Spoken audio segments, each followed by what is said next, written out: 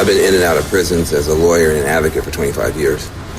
And one of the things that I learned very early is that... This is Blair Durham with Black Wall Street Today, your media hub for all things Black entrepreneurship, politics, news, and events in Hampton Roads and beyond. When I say black, y'all say Wall Street. Black Wall Street. Black Wall Street. When I say black, y'all say Wall Street. Black. And now, here's your host, Blair Durham. Greetings. Thank you for tuning in to this 33rd edition of Black Wall Street Today with Blair Durham. Welcome. I am so grateful to each of you and pray the show has been and continues to be a blessing. Today's focus is leadership and corporate connections and is brought to you by Milestone Mental Health Agency. As many of you know, May is Mental Health Month, and we encourage everyone, particularly our entrepreneurs, to take their mental health seriously. Statistics do show that the likelihood for suffering with mental illness is slightly higher for entrepreneurs than it is for the population at large. Our friends at Milestone want you to know your illness doesn't define you. Your strength and courage does. Contact Milestone Mental Health Agency to help.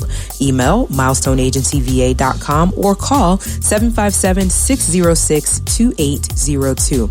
Later in this edition, we will feature attorney, social entrepreneur, and CNN political contributor Van Jones, who recently premiered a new show called The Redemption Project. It airs on Sundays, and I want to encourage you to take a look at it.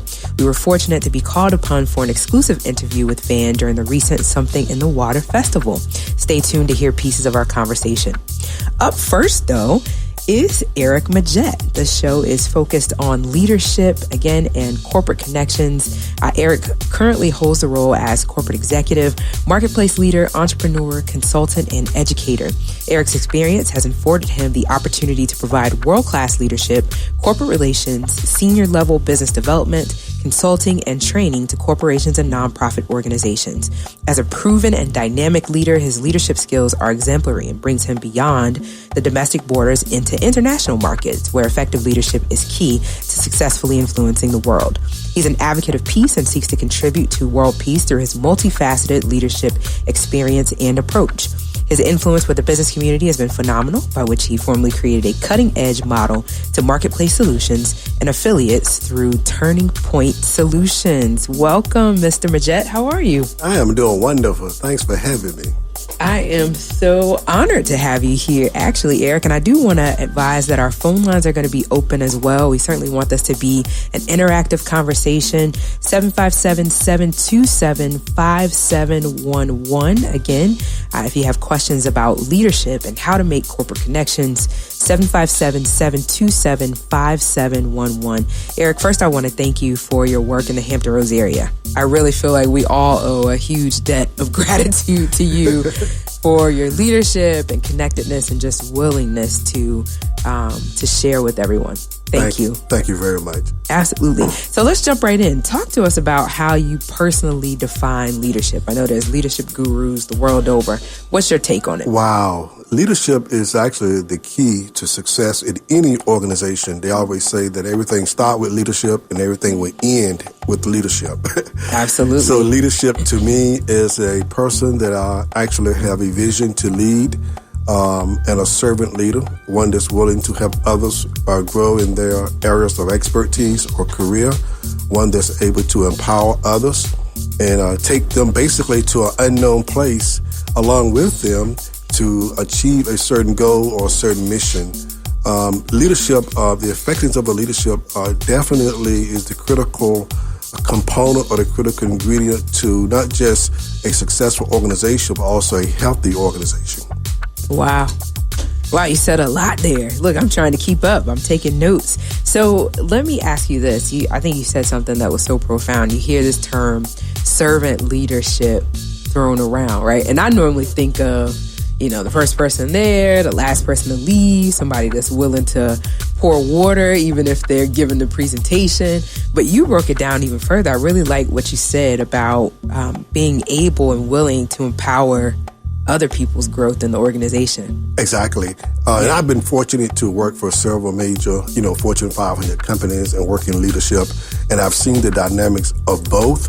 type of leadership styles. I've seen the servant leadership style where you become more effective, where people will actually jump on the bandwagon with you. They're willing to go beyond the normal call of duty to support a mission or a vision or an organization to achieve certain performance goals and success. Then I've seen the leadership style where there was not a servant leader. It was and what would that one be called? Just all about the leader.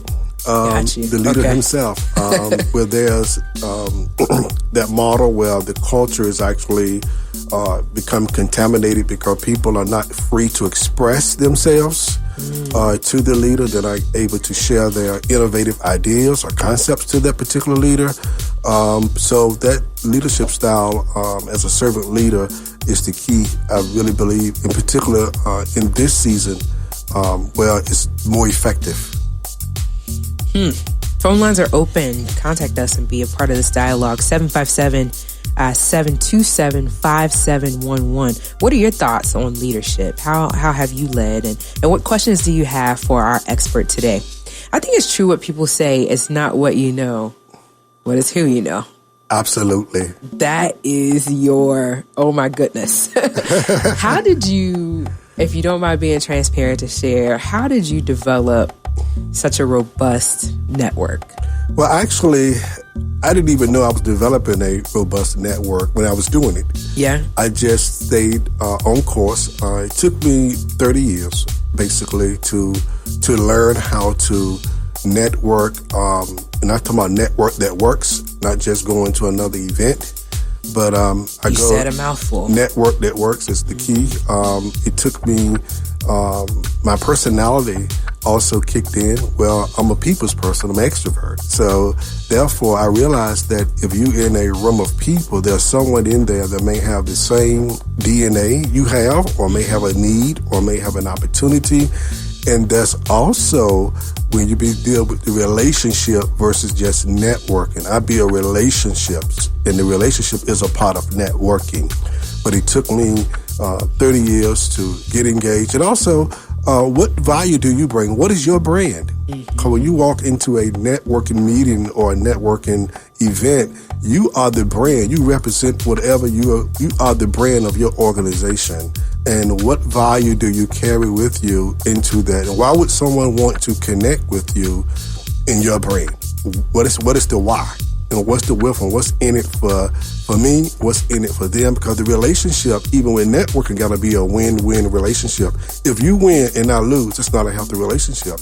If I win and you lose, it's not a healthy relationship. But if we both win, then we can do and accomplish much greater things. Ladies and gentlemen, if you're just tuning in, you're listening to Black Wall Street Today with Blair Durham. We're focused today on leadership and making corporate connections. We have the Eric Majette in the building, just having a conversation now about what networking really is. And I think this is an important topic, particularly for our community. You know, if we had to be observed, sometimes folks say we kind of look like a deer in headlights. We have no idea how to network. You know, we're talking about shoes and other things, and we're not necessarily deepening relationships. We're not necessarily, as you said, we don't have networking that works. So if you had to kind of teach that class or give maybe, I don't know, 3 pointers to someone who was new in business but needed to get out there and make those connections, what would you say? First, let me ask you this. Are you a fan of the elevator pitch or no? Yes, I am. Because the elevator pitch is real critical.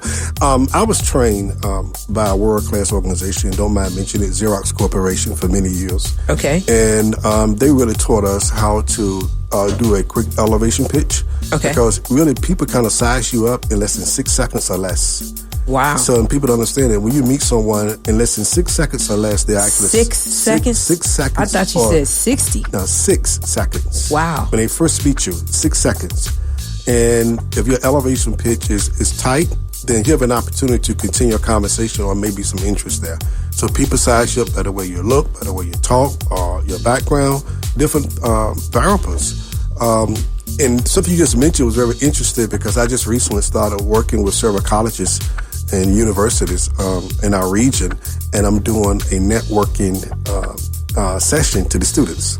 Perfect. And it's called, we need it. Yeah, I'm doing networking sessions to the students and teaching them how to go out and network once they graduate to try to get a job and try to do different things, whether it's entrepreneurship or who they need to connect with, and build relationships and not just your network. Because I have relationships now that go back 30 plus years, and we still do business together regardless of what industry I'm in or industry they're in. We're still connected. We're still working together.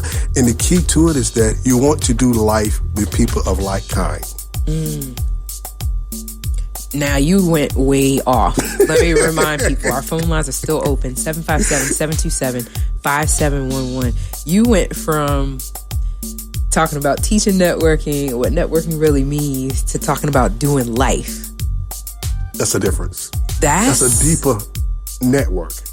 And that's so profound. I mean, I can honestly say I found that to be true, that as you really push, as you really press in to get to know people and figure out how it is that you can help them and they can help you, it becomes something not just work related. Exactly. You know, we're talking about, it's a lifestyle. Yeah. It becomes a lifestyle. Families. Becoming, yeah. Wow.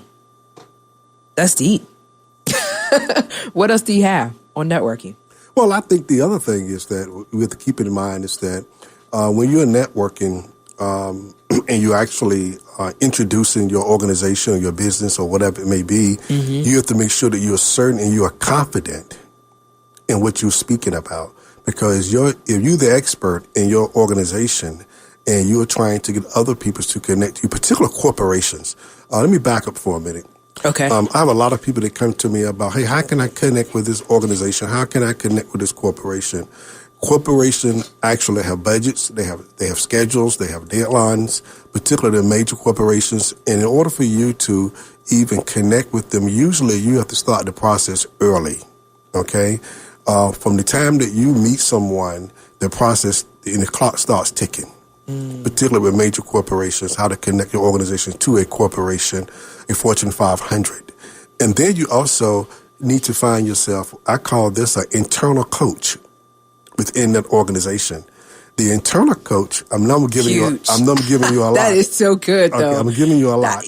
You're on it. I'm on it. So I'm giving you a lot. So what you're saying is if you are, say you're a nonprofit, you're seeking to build a relationship with a corporation, you need to find somebody in there that will coach you in terms of through how the process. to. Okay. Exactly. Wow. Exactly. It will actually coach you through the process, because that person will actually be the person that will be able to help navigate you through, I would say, the gatekeeper. Because a lot of times we network, and then there's the gatekeeper that's trying to protect the organization or from getting to a certain level within the organization. That's huge. Amazing. No, I mean, so profound. I mean, I just sit here thinking, if I had known these things, right, in building our nonprofit, if I'd known these things out of the gate, what would those interactions have been like? But now hearing you say what my experience is, it's just like, man, somebody needs to write this book. Is that in the future for you? It's on its way. Really? Really. Nice. So we'll be able to. Okay. You're to get it. And one more interesting thing that just crossed my mind is that. What's that?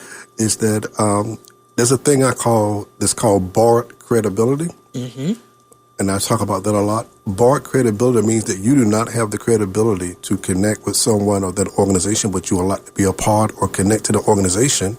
So you go off the credibility of someone that's a part of the organization. So it's almost like third-party validation. Yeah, so what they do, they validate you to the connection that they have, and then vice versa, you validate them to the connections that you have.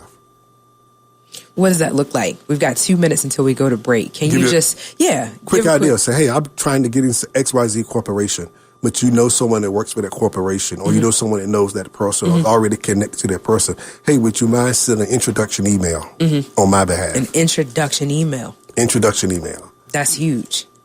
And so what about on the flip side of that? How does it look when it's time for me to make a connection between two people? How do I facilitate that? You reverse it. So what I do basically, when it's time for me to facilitate it, I would do the same thing. I would make a phone call to that person, but you have to have confidence that the person that you're connecting them to can deliver on their promise. That's the key. can the connection actually happen? Is it a valid connection? We're not just doing it to be doing it. Right, exactly. It's a purpose. There's a purpose for the connection. Because you have to remember, most people are very busy in this day and time. So, and a lot of people are trying to get to them already. What's going to make you so different? What do you have that will open up that door for you? That's good. We're going to have a few minutes when we come back from break with you. But for now, can you tell us how you can be reached? Are you available for consulting at the moment? Oh, yes, I am. Okay, how can you be reached? Eric Majette Enterprise at gmail.com, and then you have my Facebook page. Eric Majette Enterprise at gmail.com or 757-550-1850. 757-550-1850. Awesome, Eric. Thank you so much. I'm excited to come back from break and talk a little bit more. Correct that email. It's Majette Enterprise. Oh, Majette Enterprise at gmail.com. Majette Enterprise. Okay, perfect. Thank you. Yes. So we've got probably about 7 minutes or so. I want to talk about making and keeping corporate connections. I know there's an art to maintaining these relationships over time. Most definitely. Excuse me. It's almost like a marriage, right? You have to work on it constantly. You have to work towards it to make sure that everybody is on the same page, have the same goals. If the mission has changed, then you understand to change along with the mission. It's one thing to make the connection, but it's another thing to keep that relationship going. As I mentioned earlier in the segment, that I have relationships that have been around for about 30 years, regardless of what I'm doing. We still have that relationship because built not just on that one network opportunity, it's built on the relationship opportunity. And once you actually connect with a corporation or organization and you deliver on your commitments and your promises, and that corporation continue to see value in your organization, that relationship should grow tremendously. But the key to it is making sure that you are offering things that are of value from both parties. That's deep. Clearly, I'm writing everything down. Making sure you're offering something of value.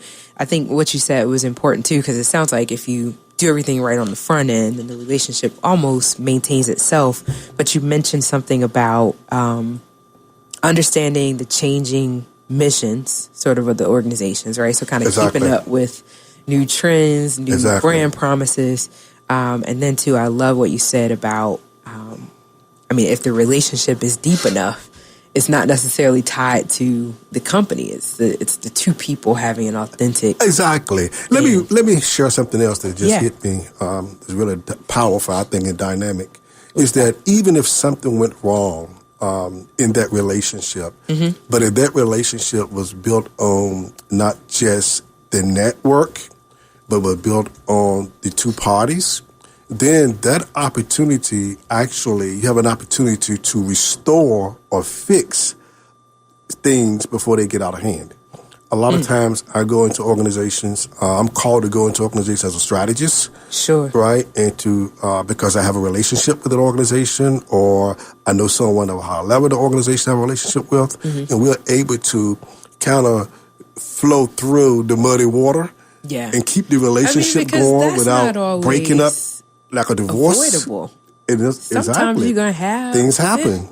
Yeah, but if you got a great relationship, that one incident or those things that's happening will not destroy that relationship with that corporation or those two organizations coming together. Because you're coming together with a common goal and a common purpose. That's good. Question for you.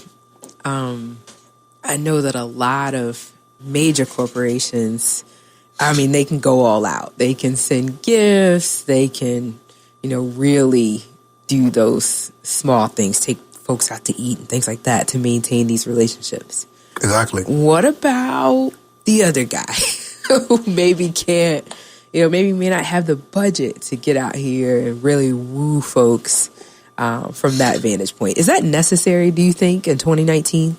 Well, I think that people are still people. People still like gifts. People still like going out. I don't think it's necessary once the relationship is started, get going. A lot of times I go out, and you probably know this, I do a lot of different things for a lot of different organizations, and the small business guy, he may not have those type of resources, right, to go out and buy you lunch every time you meet, or go out and give you tickets to the jazz festival, or right.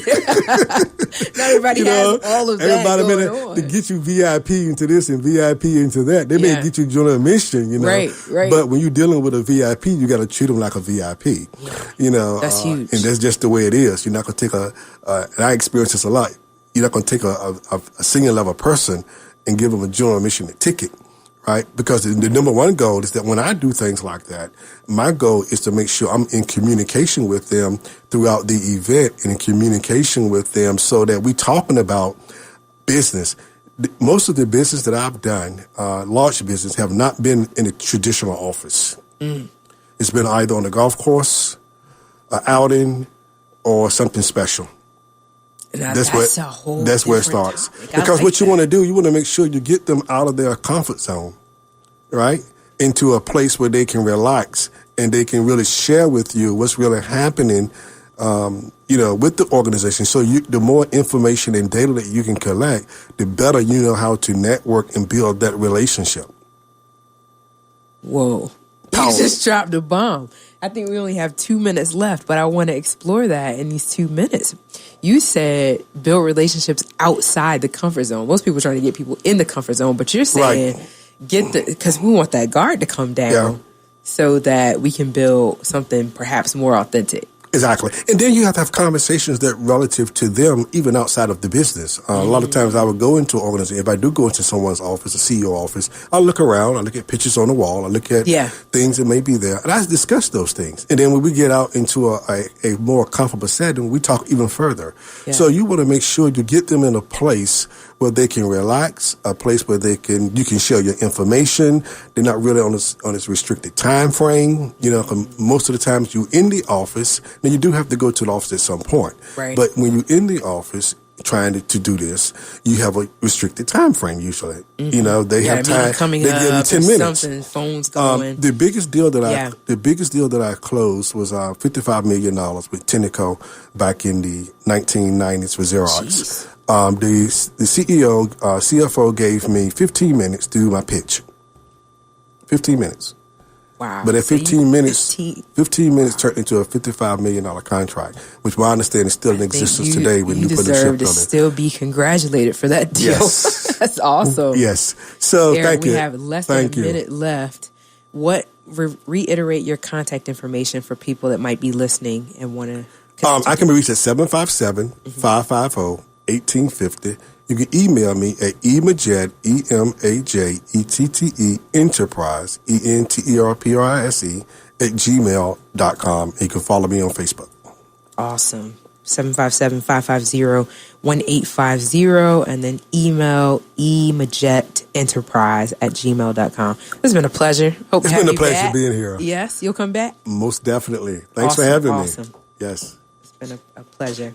As I mentioned earlier, we had the distinguished pleasure of receiving a call from CNN about an exclusive interview with Van Jones. Van Jones the Great. We want to share that interview and really, again, encourage you all to tune into his new CNN series, The Redemption Project, which airs every Sunday at 9 p.m. on CNN. Mind you, this audio was captured the day before his premiere, Sunday, April 27th, and it's still very much relevant, particularly for our community and its relative high incidence of crime. Listen in. So The Redemption Project premieres tomorrow. 9 p.m. CNN Eastern. It's amazing because it's been such a long journey for me. When did it begin for you, this particular project, this particular? Well, I've been in and out of prisons as a lawyer and an advocate for 25 years. And one of the things that I learned very early is that there are some diamonds behind those walls. There are people who may have gone in with one attitude that might have been negative, but they've transformed themselves. And I've met people behind prison walls that are, smarter, wiser, kinder, and stronger than 99% of people not in prison. And they've achieved that usually despite the prison conditions, not because of it. But I want those diamonds to have a chance to shine. Because I think people would be blown away by what is possible in terms of growth and transformation. But also, having been around this stuff for a long time and having been to a bunch of funerals for young people, in Oakland and other parts of California, I also know that the victims of violent crime don't get healed just because somebody went to prison. Right. And I think there's this whole true crime mythology that is kind of like the main thing is the whodunit. And if you can figure out who done it or exonerate somebody who, was falsely in prison, then you can roll the credits and everybody's happy. And that's just not true.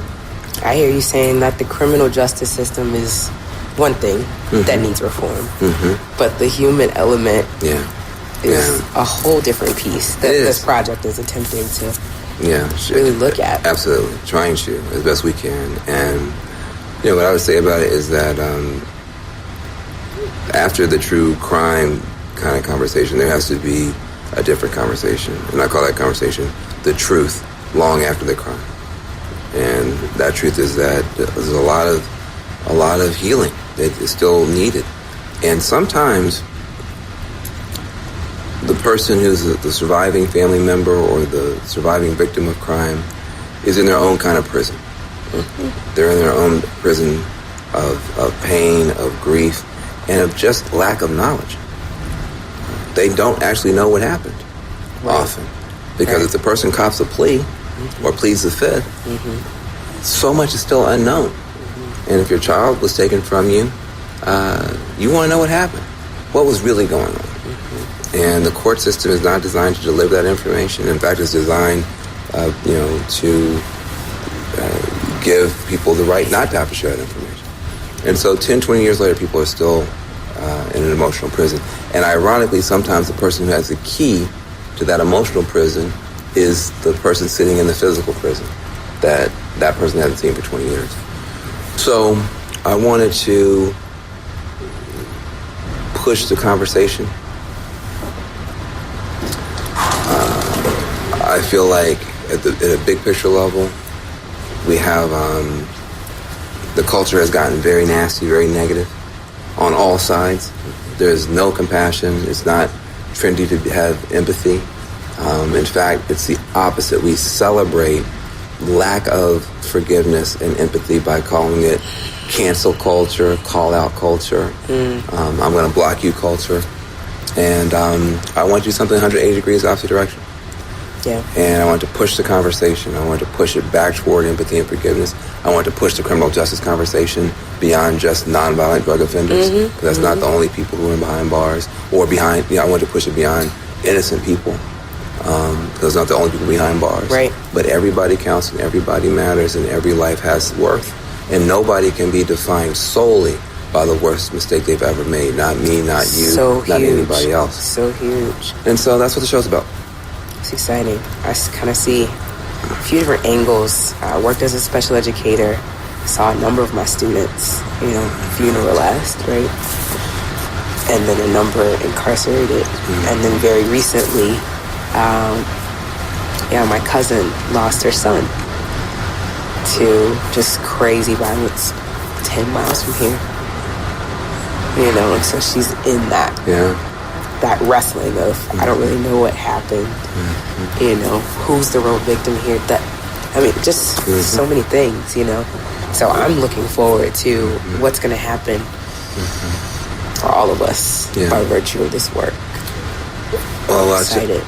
Well, there are 8 episodes, and 2 of them do not end up all warm and fuzzy.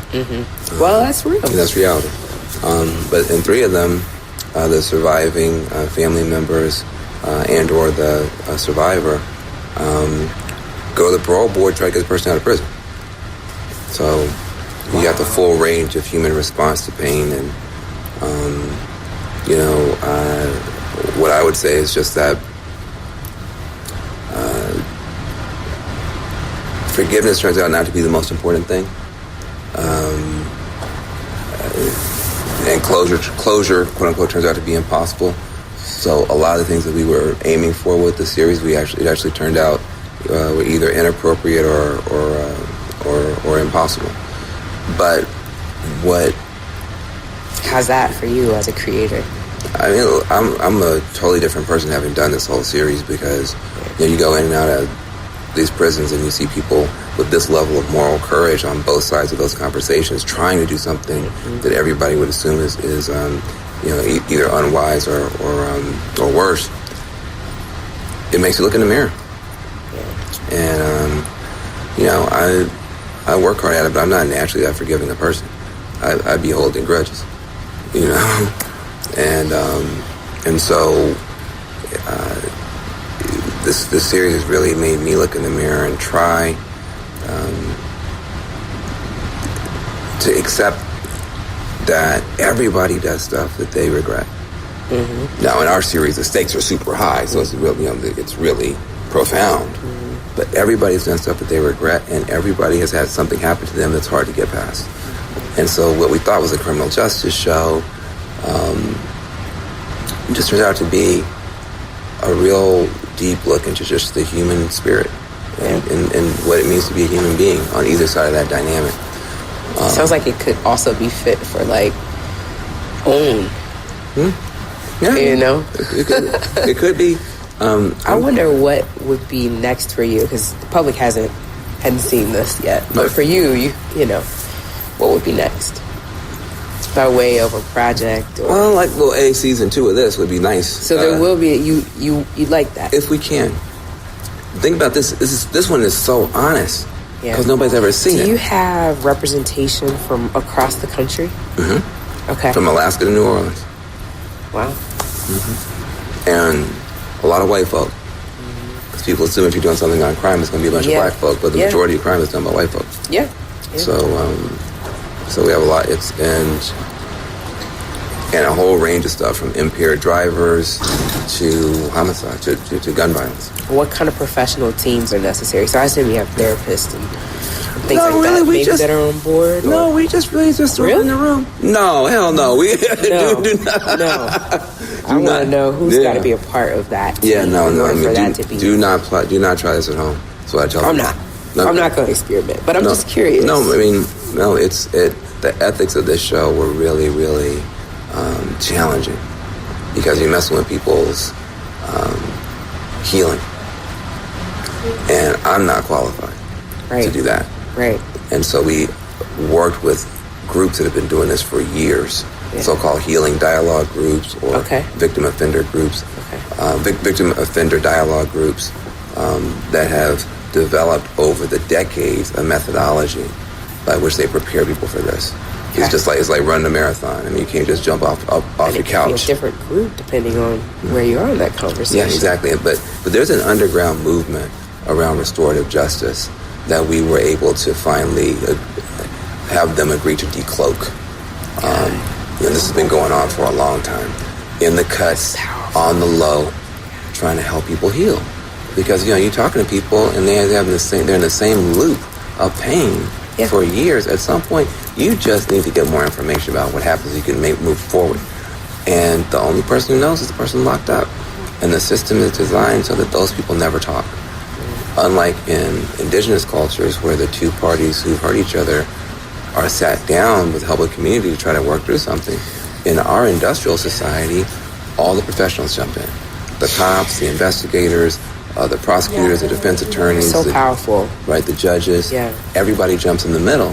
And then the two people, both the victim and the offender, ultimately are dehumanized. Mm-hmm. Because neither one of them may get their needs met, even though the verdict came down guilty and 17 years or 40 years was given the sentence. The system's fine. They move on to the next case. But the community is not fine. The victim is not fine. And the person who did wrong is not fine. But the system says, next case. And so, this is, right? And so we're coming back behind all that and saying, what about humanity? What about humans? What about, what about the fact that the sick, twisted, painful irony that when there is a violent crime, those two people are separated by the violence, but joined by the aftermath forever. Neither one can tell their life story without mentioning the other person's name. Can't do it. And so you have a bond with that person for all time that you never wanted. But at some point you have to figure out, well, what do you do with that? Mm-hmm. And for some people, actually having the conversation can be helpful. And by the way, this is not a should show. People keep thinking I'm saying that people should talk to each other or should forget what happens when. No, this is a could show. Yeah. You know, if you could talk, what would you say? Yeah. How would that go? How would that go? Yeah. And if you could get to a place where you held the story differently, what would that be like?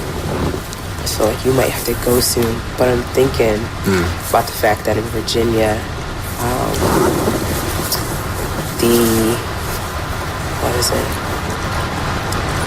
execution is still a thing. Oh, yeah.